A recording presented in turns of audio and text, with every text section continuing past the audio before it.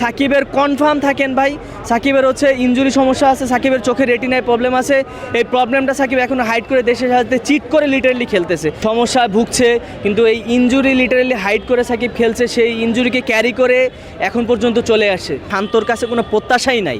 শান্ত তো ক্যাপ্টেন্স কোটায় খেলতেছে, শান্ত তো বাংলাদেশ টিমের ওয়ার্ল্ড কাপ মিশনে শান্ত তো আসলে যাওয়ার যোগ্যতাই রাখে না। আমার কাছে মনে হয় সাকিবের আসলে সময়, ইম্পর্টেন্ট সময়, মোক্ষম সময় হচ্ছে সুন্দরভাবে অপশন নেওয়া। ওয়ানডে বিশ্বকাপ থেকেই সাকিব আসলে ভালো খেলতে পারছে না, সাকিব ইনজুরির সমস্যায় ভুগছে, কিন্তু এই ইনজুরি লিটারেলি হাইড করে সাকিব খেলছে, সেই ইনজুরিকে ক্যারি করে এখন পর্যন্ত চলে আসে। সাকিব আজকে দেখেন বোলিংয়ে একটা দুইটা ওভার মনে হয় করছে, কিন্তু তারপরে সাকিবকে আর খুঁজে পাওয়া যাচ্ছে না। স্যান্ডেলিনা সো, রূপচর্চায় আভিজাত্য। ব্যাটিংয়ে সাকিব যেই ক্রুশাল মোমেন্টে যেই স্লোয়ার টাইপে একটা ডেলিভারিতে সে যেভাবে হুক খেলতে গেছে, এটা আসলে সাকিবের মতো একটা লেজেন্ডারি প্লেয়ারের কাছে আসলে এটা আমরা কোনোভাবেই এটা আশা করি না। এটা একেবারে আমার কাছে মনে হয় কাণ্ডজ্ঞানহীন।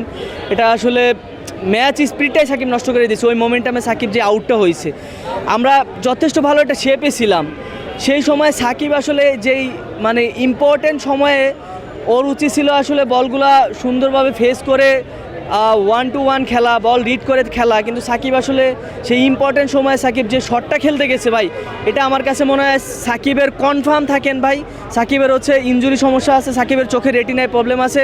এই প্রবলেমটা সাকিব এখন হাইড করে দেশের সাথে চিট করে লিটারেলি খেলতেছে। না হয় সাকিব ওই মোমেন্টে, সাকিবের মতো এত বড় একটা লেজেন্ডারি প্লেয়ার, ওই মোমেন্টে এই ক্রুশাল সিচুয়েশনে সাকিব এই ধরনের একটা শট সাকিব আসলে কখনোই খেলতে পারে না। এটা আসলে সাকিবের সাথে কোনোভাবেই যায় না, অ্যাকসেপ্ট সাকিব যদি অসুস্থ না থাকে। আমি এটা আপনাকে গ্যারান্টি দিয়ে বলতে পারি।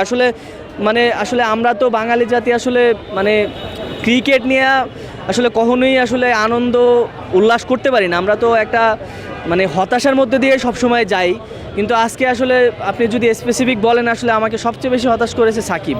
আসলে শান্তর কাছে কোনো প্রত্যাশাই নাই। শান্ত তো ক্যাপ্টেন্স কোটায় খেলতেছে, শান্ত তো বাংলাদেশ টিমের ওয়ার্ল্ড কাপ মিশনে শান্ত তো আসলে যাওয়ার যোগ্যতাই রাখে না। শান্তর স্ট্রাইক রেট 109। এই ওয়ার্ল্ড কাপে যে ক্যাপ্টেনগুলো আছে সব দেশের সবচেয়ে নিচের ক্যাপ্টেনের মধ্যে শান্ত আছে টপ 2-এ, অর্থাৎ শান্তর উপরে শুধু আছে শান্ত উগান্ডার ক্যাপ্টেনের চেয়ে উপরে। সবচেয়ে নিচের স্ট্রাইক রেটেড ক্যাপ্টেন হচ্ছে একজন শান্ত এই ওয়ার্ল্ড কাপে।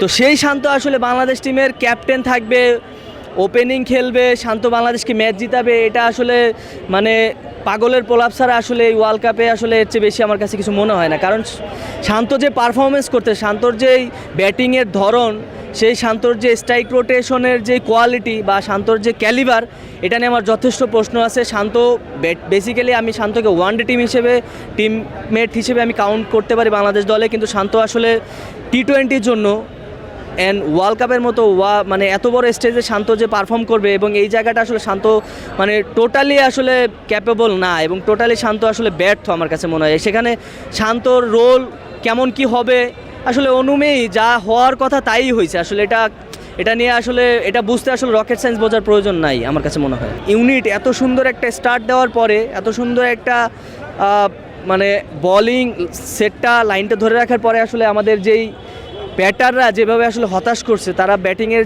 তাদের যে ধরন ছিল, তারা স্ট্রাইক রোটেট করে খেলতে পারে না। 1-to-1 খেলে ম্যাচটা ইজিভাবে জেতার কথা, সেখানে আমাদের শান্ত দেখেন একেবারে লিটারেলি ব্যর্থ। আমাদের টপ অর্ডার লিটন ব্যর্থ। আমাদের সাকিব তো আসলে, সাকিবের কথা আর কি বলবো, সাকিব তো আসলে সেই বিশ্বকাপ থেকেই সাকিব আমাদের হতাশ করে আসতেছে। আমার কাছে মনে হয় সাকিবের আসলে সময়, ইম্পর্টেন্ট সময়, মোক্ষম সময় হচ্ছে সুন্দরভাবে অপশন নেওয়া। কারণ সাকিব আসলে যেই ইনজুরি নিয়ে সাকিব এখন পর্যন্ত যে ক্যারি করতেছে, এটা আসলে বাংলাদেশ টিমের সাথে সাকিব লিটারেলি আমি বলবো যে চিট করতেছে। কারণ সাকিবের মতো লেজেন্ডারি প্লেয়ারের সাথে এই ধরনের চিট করে খেলা আসলে যায় না।